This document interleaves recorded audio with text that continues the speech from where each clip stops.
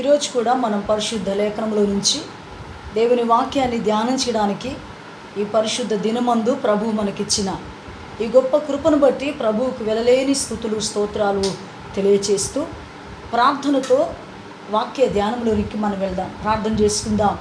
దయచేసి నాతో పాటు ఏకీభవించి మీరు కూడా కళ్ళు మూసుకొని ప్రార్థనలో ఏకీభవించండి. పిల్లారా, ఇది ప్రభు దినం, పరిశుద్ధ దినం.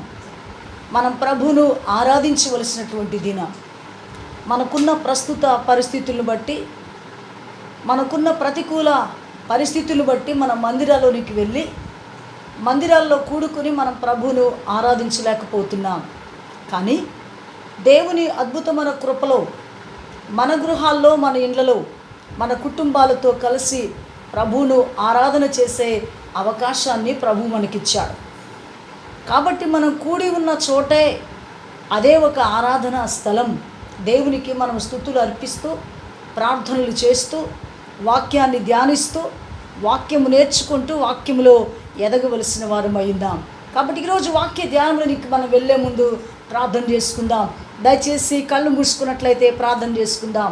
మహాపరిశుద్ధుడా, మహోన్నతుడా, మహాగణుడానికి స్తుతులు స్తోత్రములు చెల్లిస్తూ ఉన్నాం. గడిచిన వారములన్నిటిలో నీ హస్తాలలో మమ్మల్ని ఎత్తిపడుతూ, కాపాడుతూ, భద్రపరుస్తూ మరి యొక్క పరిశుద్ధ ప్రభువు దినమును మీరు మాకు దయచేసినందుకు వందనాలు చెల్లిస్తూ ఉన్నాం.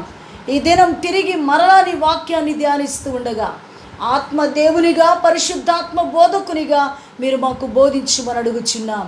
నీ మాటలు వెల్లడుగుచున్నప్పుడు, నీ మాటలు వింటూ ఉన్నప్పుడే ప్రభువా నూతనమైన కార్యం ప్రతి వారిలో జరిగించమని వేడుకుంటున్నాం. వినుట వలన విశ్వాసము కలుగును అన్న నీ మాట ప్రతి వారిలో నెరవేర్చండి.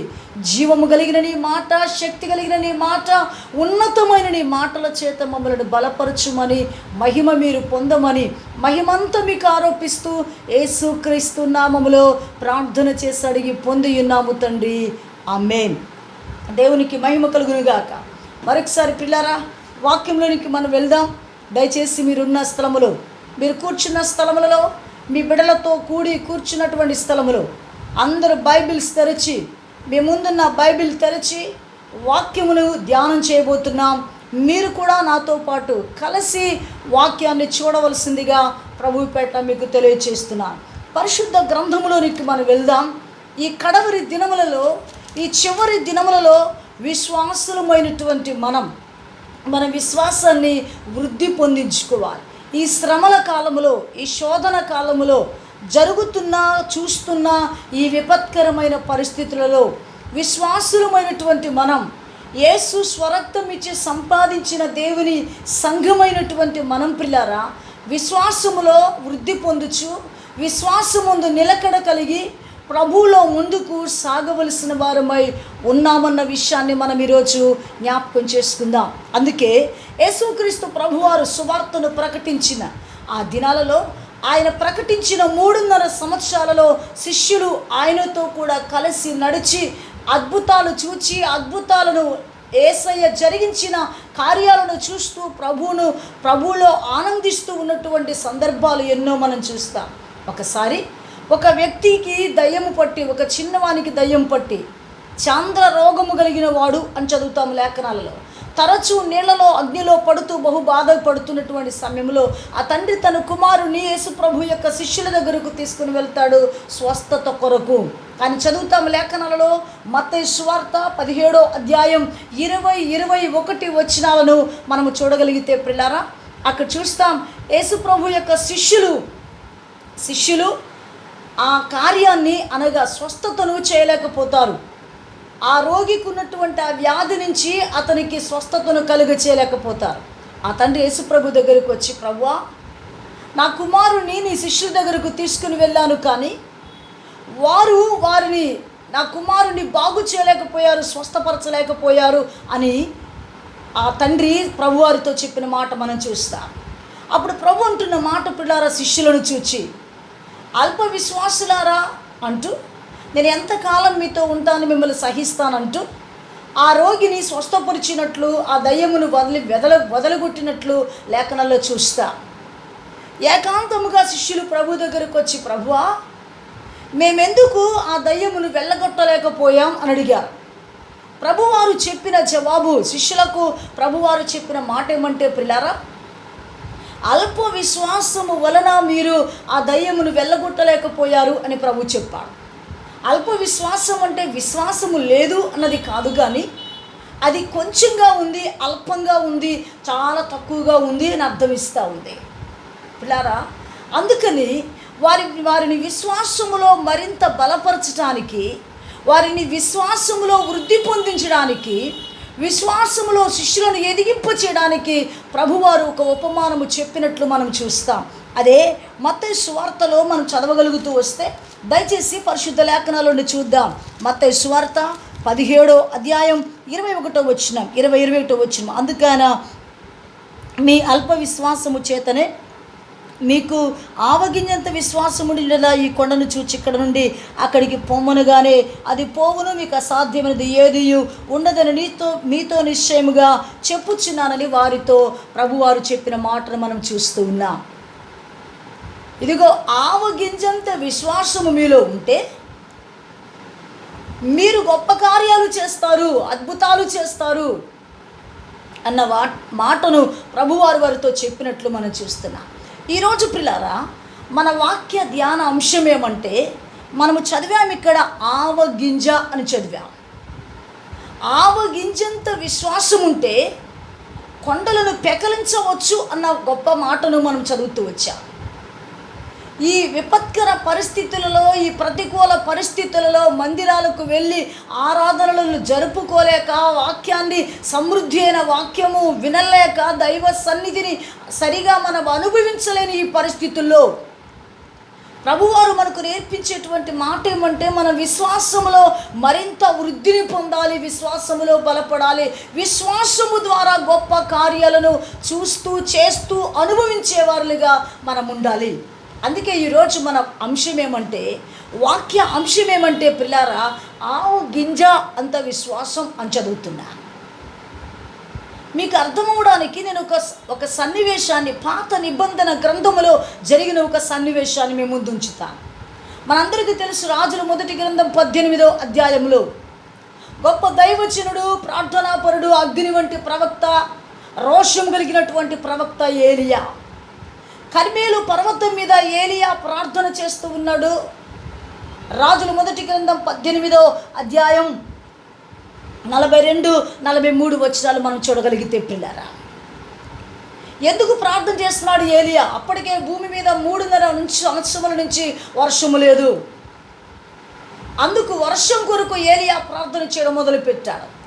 ఎలా ప్రార్థన చేస్తున్నాడు? లేఖనాలు చదువుతున్నాం. రాజుల మొదటి గ్రంథం 18:42-43 వచనాల్లో ఎలా ప్రార్థన చేస్తున్నాడు? మోకాళ్ళ మధ్య తల ఉంచి ఏలియా ప్రార్థన చేస్తున్నాడు వర్షం కొరకు. ప్రార్థన చేసి, ప్రార్థన ముగించి తన దాసుని పిలిచి, నువ్వు సముద్రం వైపు చూస్తూ మేఘం వచ్చిందేమో చూడమని పంపించాడు. ఒకసారి చూశాడు, 2 సార్లు చూశాడు, 6 సార్లు చూశాడు, రాలేదు అని చెప్పాడు. 7వ సారి ఆ దాసుడు చెప్తున్నాడు, అయ్యా, ప్రవక్త అయిన ఏలియాతో అంటున్నాడు, అయ్యా, మనిషి చెయ్యంత చిన్న మేఘం కనబడుతుందని చెప్పాడు. వెంటనే ఏలియా దాసునితో చెప్తున్నాడు, నువ్వు వెంటనే అహాబు దగ్గరికి వెళ్ళి, అహాబు, వర్షము నిన్ను ఆపకుండానట్లు నువ్వు రథం ఎక్కి వెళ్ళిపోమని ఏలియా అతనితో చెప్పమని ఆ కబురు పంపాడు. జాగ్రత్తగా ఈ వాక్యాన్ని అర్థం చేసుకునండి పిల్లారా. కనబడుతుంది మనిషి చెయ్యంత చిన్న మేఘం, కానీ ఏలియా యొక్క విశ్వాసము చూడండి, చిన్న మేఘం భయంకరమైన వర్షాన్ని కురిపించబోతుంది. అందుకే ఆహాబు, వర్షం నిన్ను ఆపకుండా వెళ్ళు అని చెప్తా ఉన్నాడు. మీరు అడగొచ్చు, మీరు అనుకోవచ్చు, ఆ చిన్న మేఘానికి ఈ చిన్న ఆవగింజకు ఏందండి పోలిక అనొచ్చు. పిల్లారా, మనం అర్థం చేసుకుని విశ్వాసం అంటే, లేక ఆవగింజంత విశ్వాసం అంటే ఏంటో మనం నేర్చుకోవడానికి, తెలుసుకోవడానికి నేను ఈ చిన్న సన్నివేశాన్ని నేను మీ ముందు ఉంచుతున్నాను. పాత నిబంధనలో జరిగినటువంటి విషయాన్ని. అదండి విశ్వాసం అంటే, అదండి పరిపూర్ణమైన విశ్వాసం అంటే, అదండి ఆవగింజంత. కొంచెం విశ్వాసమే, ఆవగింజ చాలా చిన్నది మనం చూస్తున్నాం, కానీ చిన్నగా కనబడుతుంది ఆవగింజ, కానీ అది కూర మొక్కలన్నిటిలో పెద్దది అన్న విషయాన్ని లేఖనాలలో మనం చదవగలుగుతాం. అందుకే పిల్లారా, ఈరోజు మనం త్వరగా వాక్యాన్ని ధ్యానం చేద్దాం. యేసుక్రీస్తు ప్రభువారు ఆవగింజ కొరకు చెప్పినటువంటి మాటను నేను మీకు జ్ఞాపకం చేస్తాను. మత్తయి సువార్త 13వ అధ్యాయం 31, 32 వచ్చిన ప్రభువారు శిష్యులతో పరలోక రాజ్యాన్ని కొరకు వారికి అర్థమయ్యడానికి ఉపమాన రీతిలో ప్రభు చెప్తూ వచ్చారు. మత్తయి సువార్త 13వ అధ్యాయములో చాలా ఉపమానాలు మనం చదువుతాం. పరలోక రాజ్యము కొరకైనటువంటి ఉపమానాలు. అందులోనే ఒక ఉపమానాన్ని ప్రభు చెప్తున్నాడు 31, 32లో. ఆయన మరి ఒక ఉపమానం వారితో చెప్పిన, పరలోక రాజ్యం ఒకడు తీసుకొని తన పొలములో విత్తిన ఆవగింజను పోలి ఉన్నది.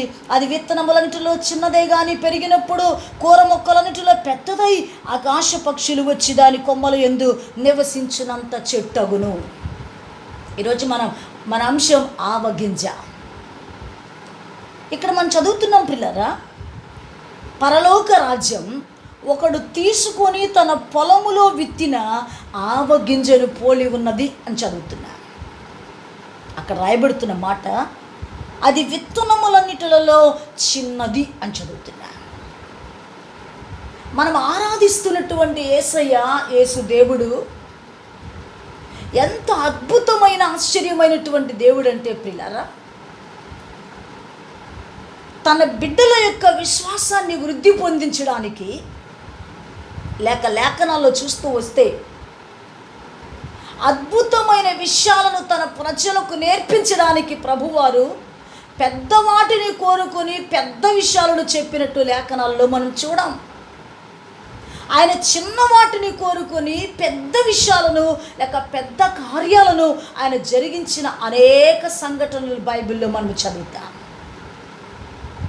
యేసయ్య యొక్క ప్రణాళిక, యేసయ్య యొక్క ఆలోచన ఎంత గొప్పదో మనం అర్థం చేసుకోలేం ప్రియులారా. ఆయన కార్యాలు మన కంటికి కనబడవు, చెవికి వినబడవు, మన హృదయానికి గోచరము కావు. ఆయన జ్ఞానము మితిలేనిది అన్న మాటను మనము చదువుతాం.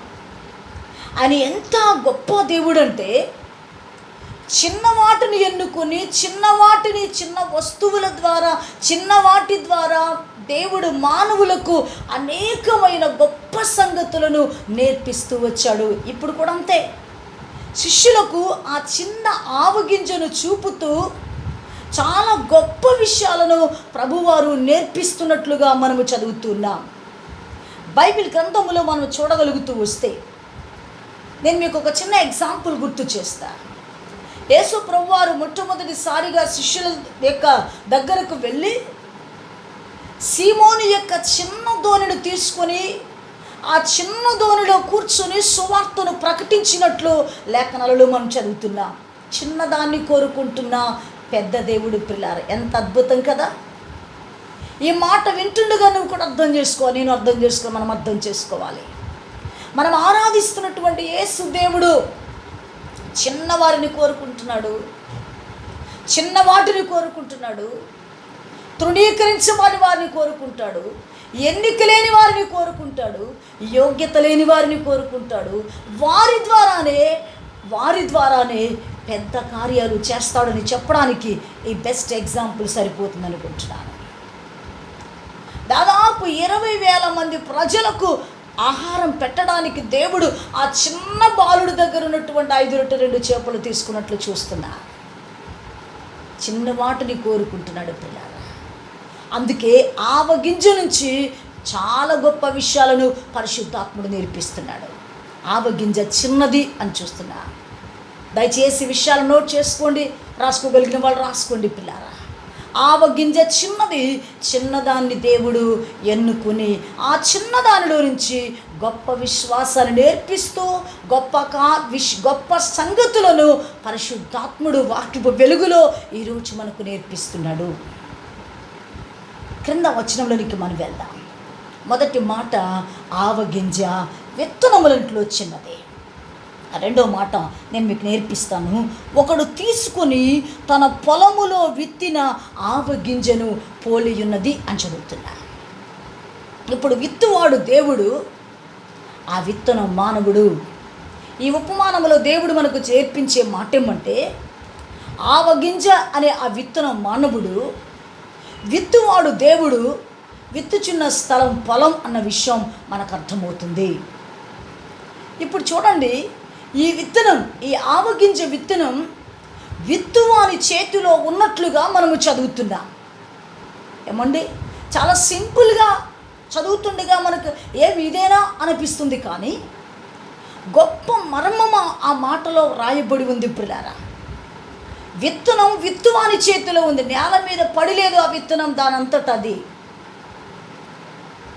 మరెవరి చేతిలోనూ లేదు. ఆ విత్తనం దేవుని చేతిలో ఆ విత్తనము ఉన్నట్లు లేఖనాలలో మనం చదువుతున్నాం.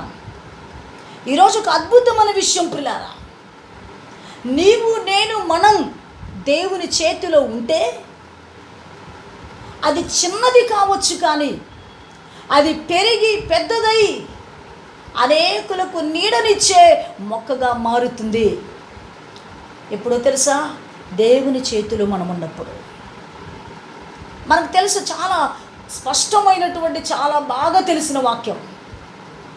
యేసు ప్రభువారు సువార్తను చెప్తా ఉన్నాడు, వాక్యాన్ని బోధిస్తూ ఉన్నాడు. ప్రజలు కూర్చుని వాక్యాన్ని వింటా ఉన్నారు. 3 దినాలు అయిపోయాయి. శిష్యులతో అన్నాడు, ప్రభు వాళ్ళకి ఆహారం పెట్టమని. అయ్యా, ఇంతమందికి ఆహారం మేము ఎక్కడి నుండి తీసుకుని తెచ్చి పెట్టాలన్నారు.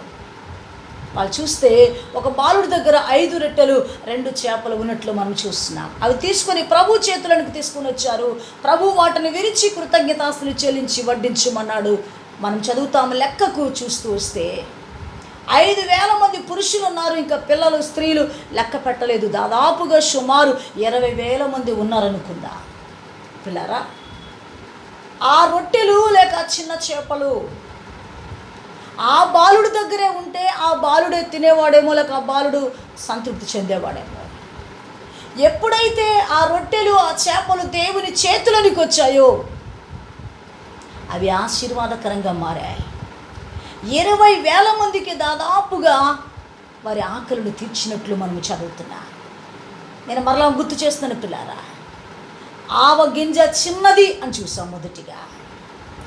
దానినే దేవుడు ఎన్నుకున్నాడని చూస్తున్నాం. దాని ద్వారానే దేవుడు గొప్ప విషయాన్ని నేర్పిస్తున్నాడన్న విషయం చూస్తున్నాం. రెండో మాట ఏమో తెలుసా? ఆ విత్తనం దేవుని చేతిలో ఉన్నట్లు లేక ఆ విత్తువాని చేతిలో ఉన్నట్లు మనం చదువుతున్నాం. ఈరోజు నీవు నేను మన జీవితాలు ప్రభువు చేతికి అప్పగించుకోవాలి పిల్లారా. నువ్వు దేవుని చేతి నీడలో ఉంటే నీకు క్షేమం, నువ్వు దేవుని చేతిలో ఉంటే నీకు ఆశీర్వాదం అన్న విషయాన్ని ప్రభువారు జ్ఞాపకం చేస్తున్నారు. నేను మీకు ఒక వాక్య భాగాన్ని జ్ఞాపకం చేస్తాను. యోహాను సువార్త 10వ అధ్యాయం 28వ వచనం. త్వరగా మనం లేఖనాలను చూద్దాం.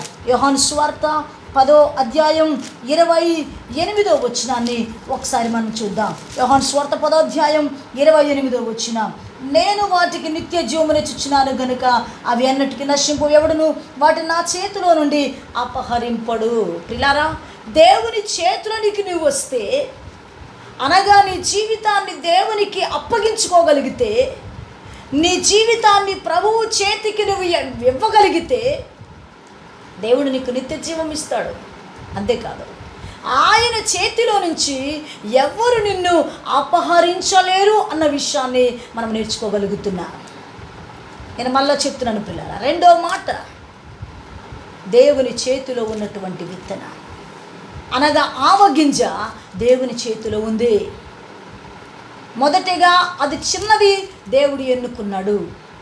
రెండు, ఆ చిన్న ఆవగింజ విత్తువాని చేతిలో అనగా దేవుని చేతిలో ఉంది, అది విత్తబడుతుంది. మూడో మాట, అది విత్తబడుతున్న ఆవగింజ, విత్తిన ఆవగింజ. లేకపోతే మొదటిగా మీరు గుర్తుపెట్టుకోవడానికి నేను మీకు గుర్తు చేస్తున్నాను, విత్తనములన్నిటిలో ఆవగింజ చిన్నది. రెండో మాట, పొలములో విత్తినటువంటి లేక దేవుని చేతిలో ఉన్నటువంటి ఆవగింజ. మూడవది, విత్తిన ఆవగింజ అని చదువుతున్నాం. అనగా అది ఎక్కడ విత్తబడింది అంటే భూమిలో విత్తబడుతున్నట్లు మనం చదువు. విత్తువాడు విత్తనములు చల్లుతున్నాడు, ఆవగింజలు చల్లుతూ ఉండగా అవి భూమిలో నాటబడుతున్నట్లు, భూమిలో విత్తబడుతున్నట్లు మనం చదువుతున్నాం. ఒకసారి మనం ఆలోచించేద్దాం. మనం ఒక విత్తనాన్ని భూమిలో విత్తిన తర్వాత ఒక 2-3 రోజులైన తర్వాత మనం వెళ్ళి చూస్తే మనం ఏ విత్తనము అయితే విత్తామో ఆ విత్తనం మనకు కనబడదు, కానీ ఒక చిన్న మొక్క భూమిలో నుంచి పైకి రావటం మనం చూస్తాం. ఏమైంది మన విత్తిన విత్తనం అంటే అది భూమిలో పడి చచ్చిపోయింది. యేసుప్రభు వారు చెప్పినప్పుడు చెప్పారు, గోధుమ గింజ భూమిలో పడి చావకుండిన ఎడల అన్న మాటను మనం చదువుతాం. అంటే భూమిలో గింజ నాటబడాలి అనగా, భూమిలో విత్తబడాలి అనగా అది చనిపోవాలి అని అర్థమిస్తూ ఉంది. ఆ విత్తనం చనిపోతే కానీ మొలక రాదు, మొక్క రాదు అన్న విషయం మనందరికీ బాగా తెలిసిన విషయం. ఈ మాట పరిశుద్ధాత్ముడు మనకేమి నేర్పిస్తున్నాడు మనం అర్థం చేసుకోవడానికి రోమీయులకు రాసిన పత్రిక, అపోస్తలుడైన పౌలు త్వరగా చూద్దాం. రోమీయులకు రాసిన పత్రిక 6వ అధ్యాయం 11వ వచనం నేను చదువుతాను, మీరు కూడా చూడాలి. అటువలే మీరును పాపము విషయమై మృతులుగా, దేవుని విషయమై క్రీస్తు యేసునందు సజీవులుగాను మిమ్మును మీరే ఎంచుకొనుడి. ప్రియులారా, ఈ మాట యొక్క అర్థం ఏమంటే అపరాధములతో పాపములతో చచ్చిన మనము అని చదువుతాం ఎఫెసీ 2:1. అంటే మనము చనిపోవాలి. ఆవగింజ కూర మొక్కలన్నిటిలో చిన్నదే, కానీ అది పెరిగి పెద్దదై ఎదిగి విశాలంగా పెరుగుతుంది, అనేకులకు నీడనిస్తుందని చూసాం. మన విశ్వాసం అలాగున వృద్ధి పొంది మన జీవితాలు అలాగున ఆశీర్వాదకరంగా మారాలి అంటే చాలా ప్రాముఖ్యమైనటువంటి విషయం, మనం పాపం విషయమై చనిపోవాలి, పాపం విషయమై పాతి పెట్టబడాలి అన్న విషయాన్ని చదువుతున్నా. కడవరి దినాలు, రాకడ సూచనలు, రాకడ హెచ్చరికలుగా భూమి మీద జరుగుతున్న సంభవాలన్నీ మనకు చెప్పకనే చెబుతున్నాయి. ఇప్పటికే 2 నెలలు గడిచిపోయాం, 3వ నెలలోకి వచ్చేసాం. ఆరాధన లేవు, మందిరాలు లేవు, పాటలు లేవు, ప్రార్థనలు లేవు, స్తుతులు లేవు, ఇవన్నీ లేవు. ప్రియులారా, ఇవన్నీ అర్థమవుతుందా? లాస్ట్ టైం మనం ఆమోసు గ్రంథంలో చూసినట్లు మందిరాలు మూయబడతాయన్న ప్రవచనం యొక్క నెరవేర్పు కాలములో ఉన్నామన్న విషయాన్ని గ్రహించి గుర్తించి ఇప్పుడైనా నీవు నేను ఈ మాటలు వింటున్నటువంటి వారులారా, ఇంకా పాపం విషయంలో చనిపోకపోతే, పాపం విషయంలో పాతి పెట్టబడకపోతే ఈ రోజైనా నువ్వు పాపం విషయంలో మృతుడు కావాలి. మనం చదివిన వచనం, పాపం విషయమై మృతులుగాను దేవుని విషయమై క్రీస్తు యేసునందు సజీవులుగా మిమ్మల్ని మీరు ఎంచుకునుడి. పాపము చేయవాడు పాపమునకు దాసుడు. ప్రియులారా, పాపం మనుషుని ఏలుతా ఉంది. పాపం వలన వచ్చు జీతం మరణం అని లేఖనములో చదువుతున్నా. నువ్వు పాతి పెట్టబడి అనగా పాపం విషయమై చనిపోయి నూతన జీవముతో యేసు క్రీస్తుతో కూడా లేపబడాలని పరిశుద్ధాత్ముడు ఈ దినం జ్ఞాపకం చేస్తున్నాడు. అనగా నువ్వు మారు మనసు పొంది, పాప క్షమాపణ నిమిత్తం మారు మనసు పొంది, పశ్చాత్తాపడి బాప్తిస్ము పొంది యేసు క్రీస్తులో నూతన జీవముతో లేపబడాలన్న విషయాన్ని మనం చదువుతున్నాం. ఇక ఎన్నడూ పాపము నీలో ఏలనియ్యకుడి అన్న విషయాన్ని చదువుతున్నా. పాపము జోరికి పోకుడి అన్న విషయాలు మనం చదువుతాం. పిల్లారా, ఒకసారి చనిపోయి అనగా పాపం విషయమై చనిపోయి పాపమును విడిచిపెట్టి పాపమును వదిలివేసి యేసు క్రీస్తులోనికి వచ్చినటువంటి నీవు మరి అన్నడు నీలో పాపం ఏలుబడి చేయకూడదు. క్రింద వచనాలు చదువుతున్నా. మీ అవయములను దుర్నీతికి సాధనములుగా పాపమునకు అప్పగింపకుడే, అయితే మృతులలో నుండి సజీవులను కొని మిమ్మల్ని మీరే దేవునికి అప్పగించుకునండి. మీ అవయములను నీతికి సాధనములుగా దేవునికి అప్పగించుకున్నాడు. అపోస్తలుడు పౌలు అంటున్నాడు, నేను లోకమునకు నేను సిలువ వేయబడి ఉన్నాము అంటున్నాడు. యేసు ప్రభువారు కూడా చెప్పారు, ప్రతి దినము సిలువనెత్తుకుని వెంబడించు అన్నాడు. అంటే అర్థం ఏమంటే ప్రియులారా, ప్రతి దినము మనము శరీర ఇచ్ఛలను, ఈ శరీరమును అనగా చంపివేసేవారిగా, శరీర క్రియలను, శరీర కార్యములను, శరీర ఇచ్ఛలను చంపివేసేవారిగా ఉండాలి, పాతి పెట్టేవారిగా ఉండాలి అన్నదే పరిశుద్ధాత్ముడు మనకు నేర్పిస్తున్నటువంటి విషయం. ఆ విత్తనము భూమిలో పడి చావకపోతే మొలకెత్తదు, జీవము రాదు, మొక్క రాదు. మనము కూడా యేసు క్రీస్తులో అనగా పాపము విషయంలో చనిపోయి యేసు క్రీస్తులో నూతన జీవముతో తిరిగి లేపబడినప్పుడే మనము ఫలిస్తాం, మనం ఆశీర్వదించబడతాం, మనం అనేకులకు దీవెనకరంగా ఉంటామన్న విషయాన్ని పరిశుద్ధాత్ముడికి దినం మనకు నేర్పిస్తూ ఉన్నాడు. అందుకే 3వ మాట మనం చూస్తూ వచ్చాం పిల్లరా, అది విత్తిన అనగా భూమిలో నాటబడినటువంటి ఆవగింజ. ఇక నాలుగవ మాటను మీకు జ్ఞాపకం చేస్తాను. చూడండి, మార్కు సువార్త 4:32 త్వరగా లేఖనాలు చూద్దాం. మార్కు సువార్త 4:30, మార్కు సువార్త 4:32 మనం చూస్తూ వస్తే, విత్తబడిన తరువాత ఆవగింజ భూమిలో విత్తబడినప్పుడు భూమి మీద ఉన్న విత్తనములన్నిటికంటే చిన్నదే కానీ విత్తబడిన తరువాత అది మొలిచి ఎదిగి కూర మొక్కలన్నిటికంటే పెద్దదై గొప్ప కొమ్మలు వేయును గనుక ఆకాశ పక్షులు దాని నీడను నివసింపగలను. మీరు చదువుతున్నారు కదా, చదివారు కదండి. 32 మొలిచినటువంటి ఆ మొక్క ఎదగాలి. నేను మరలా చెప్తున్నాను, ఆవగింజ చిన్నదే, దేవుడు కోరుకున్నాడు, ఎన్నుకున్నాడు. దాని ద్వారానే గొప్ప పాఠాన్ని నేర్పిస్తున్నాడు. అది దేవుని చేతిలో ఉన్నటువంటి ఆవగింజ ఇప్పుడు భూమిలో నాటబడింది, చనిపోయింది, మృతమైపోయింది, సజీవులుగా అనగా మొక్క వచ్చినట్లు మనం చదువుతున్నాం. తర్వాత మాట మనం చదువుతున్నాం, అది మొలిచి ఎదుగుతుంది అని చదువుతున్నాం.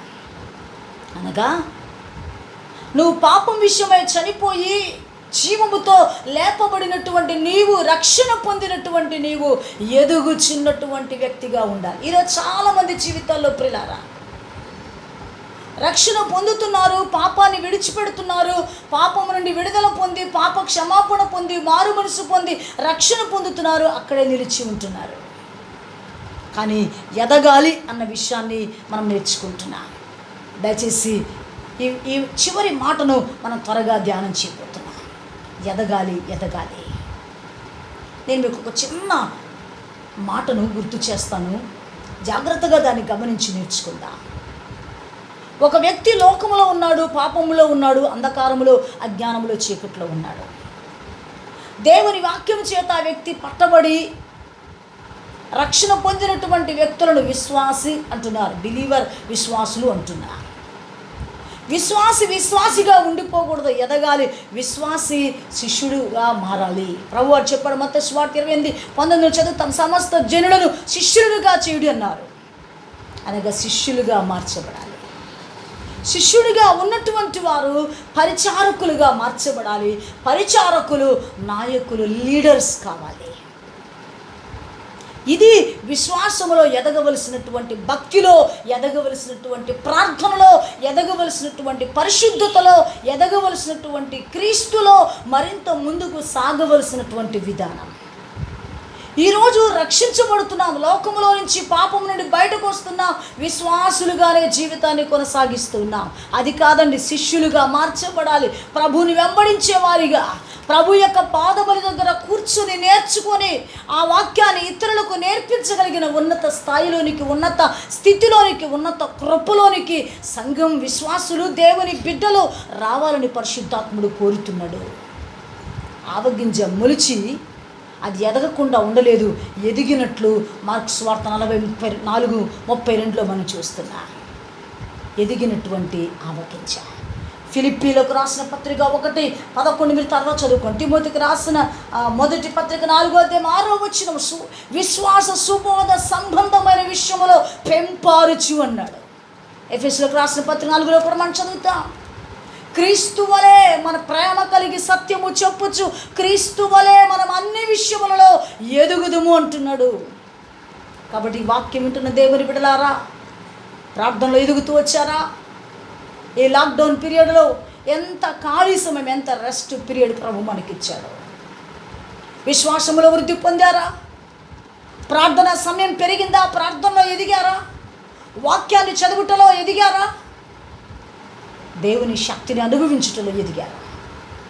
పరిశుద్ధాత్మ పూర్ణులయ్యారా అని పరిశుద్ధాత్ముడి రోజు మనం అడుగుతున్నాడు. ఎదగాలి. ఆవగింజ మొలిచి ఎదిగినట్లు మనం చూస్తున్నాం. అంతేకాదు, చివరి మాట మనం చూస్తున్నాం పిల్లారా, అదే 32 ఆకాశ పక్షులు దాని నీడను నివసింపగలనను. నీడనిచ్చేదిగా ఆవగింజ మొక్క ఉంది. అది ఎదిగి అనేకులకు ఆశ్రయం ఇస్తుంది, అనేకులకు నీడనిస్తుంది. పిల్లారా, నీడనిస్తుంది. ఈరోజు రక్షించబడిన దేవుని బిడ్డలారా, విశ్వాసములు ఎదిగిన దేవుని ప్రజలారా, మనం అనేకులను యేసు క్రీస్తుని కృపలోనికి, లేక క్రీస్తు సువార్తను మనం బోధించి ప్రభువును మన ద్వారా చూపించి మన విశ్వాసము ద్వారా, మన భక్తి ద్వారా, మన ప్రార్థన ద్వారా ప్రభువుని ఇతరులకు చూపించి దేవుని ప్రేమను పంచి ఆదరణను కలిగించే దేవుని మాటలను పంచి అనేకులకు ఆదరణను ఓదార్పునిచ్చే వారిగా మనం ఉండాలి. మీకు గుర్తు చేస్తాను, యోహాను సువార్తలో యోహాను కొరకు రాయబడుతున్నమాట, అతడు మండుచు ప్రకాశించుచున్న దీపం, అతని వెలుగులో అనేకులు ఆనందించిరి అని చదువుతున్నా. ఈరోజు మనం రక్షించబడి సంఘంగా చేయబడి సంఘంలోనికి వచ్చి సంవత్సరాలు గడిచిపోయాయి. సంఘం అనే దేవుని పొలములో విత్తబడ్డావు, నాటబడ్డావు, మార్పు చెందావు, రక్షణ పొందావు, విశ్వాసి అయ్యావు, విశ్వాసిగానే ఉండిపోతున్నావు. నువ్వు శిష్యుడిగా శిష్యురాలుగా మార్చబడి పరిచారకుని అనగా దేవుని పరిచర్యను చేసే పరిచారకులు కావాలి. పౌలున్నాడు, యేసుక్రీస్తు దాసుడని అంటున్నాడు.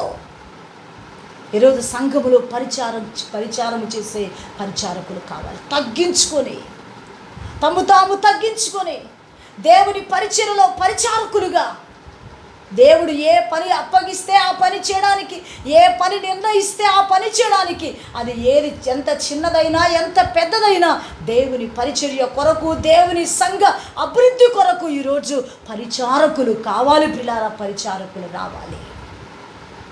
పరిచారకులుగానే ఉండిపోద్దు సుమా. నువ్వు ఎదిగి ఒక గొప్ప నాయకురాలుగా దేవుని మహిమను చాటి చెప్పగలిగిన ఒక ఉన్నతమైన వ్యక్తిగా మార్చబడాలని పరిశుద్ధాత్ముడు ఈ దినం కోరుతూ అద్భుతమైన ఈ వాక్య సందేశం మనకిచ్చాడు. ఆవగింజ చిన్నదే దేవుని చేతులకు వచ్చింది, అది విత్తబడింది, అది పెరిగింది, మొలిచింది, ఎదిగింది, నీడనిచ్చింది. అలాగున దేవుని సంగమా, ఈ మాటలు విన్న దేవుని ప్రజలారా, మనమందరం అలాగున ఉందాం. అనేకులకు నీడనిచ్చేవారిగా ఉందాం. నిస్సహాయులుగా నిరాశలో కృంగిపోతూ, ఆదరణ లేక, నెమ్మది లేక, ప్రభు ఎవరో తెలియక నాశనానికి జోగుతున్న వారందరినీ విడిపించి ప్రభు దగ్గరకు నడిపించి ప్రభువులో స్థిరపరిచే ఆ గొప్ప పనిలో మనం అందరం సాగిపోదాం. అటు కృప పరిశుద్ధాత్మలందరికీ దయచేయును గాక. ఆమె ప్రార్థన చేసుకుందాం. కృపా సత్య సంపూర్ణుడా, నజరేయుడని నామమునకు స్తుతులు స్తోత్రములు చెల్లిస్తున్నా. దేవా, ఈ దినం మీరు మాకు నేర్పించిన శ్రేష్టమైన వాక్య సందేశము కొరకు వందనాలు ప్రభువా. ఆవగింజ చిన్నదే కానీ ప్రభువా, అది విత్తబడి, అది మొలిచి, ఎదిగి, ఫలించి ప్రభువా నీడనిచ్చింది ప్రభువా. మేము కూడా బహుగా ఫలించాలని, మేము బహుగా ఫలించటం వలన ప్రభువా నీకు మహిమ వస్తుందని మీ లేఖనములో చెప్పారు. ఈ మాటలు విన్న ప్రతి వారు ప్రభువా అలాగున ఫలించడానికి, అనేకులకు నీడనిచ్చేవారిగా ఉండడానికి కృప చూపించమని ప్రార్థన చేయించిన వాక్యము విన్న ప్రతి వారి హృదయాలలో ఈ వాక్యాన్ని నాటింపచేయండి.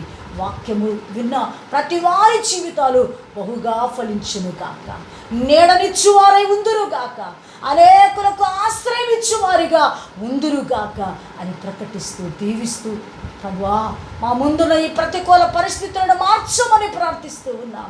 ఇప్పటికీ అనేకులు నిరాశ్రులైపోతూ ఉన్నారు, అనేకమైన భయంకరమైన శ్రమలలో నిలిచి ఉన్నారు. ప్రభువా దయచేసి ఈ పరిస్థితులను మార్చమని వేడుకుంటున్నాం. మీ కనికరము మా ప్రజల పైన, మీ కనికరం మా దేశము పైన, మీ కనికరము మా రాష్ట్రముల పైన, మా ప్రాంతముల పైన నిలుపమని వేడుకుంటున్నాం. ప్రభువా మీ కనికరం చూపండి, మీ దయ చూపండి. త్వరలో మీ కార్యాలు చేయండి ప్రభువా. మేము ఎదురు చూస్తున్నాము దేవా. మందిరాలలోనికి వెళ్ళి ఆరాధించాలని, మనసారా ఎలుగెత్తి పాడుతూ స్తుతించాలని ప్రభువా ఆ దినం కొరకు వేచి ఉన్నాం. మీ కనికరము చొప్పున త్వరగా మీ కార్యము జరిగించి మీరు మహిమ పొందమని మహిమ మీకు ఆరోపిస్తూ యేసు నామములో ప్రార్థన చేసి అడిగి పొంది ఉన్నాము తండ్రి. ఆమేన్. మన తండ్రి అయిన దేవుని ప్రేమ, కుమారుడైన యేసుక్రీస్తు వారి కృప, పరిశుద్ధాత్మని యొక్క నిత్య సన్నిధి ఈ వాక్యం విన్న ప్రతి వారికి, ప్రభువును ప్రేమించే పరిశుద్ధులందరికీ సదా దేవుని కృప తోడై నడిపించును గాక. ఆమేన్. అందరికీ వందనాలు.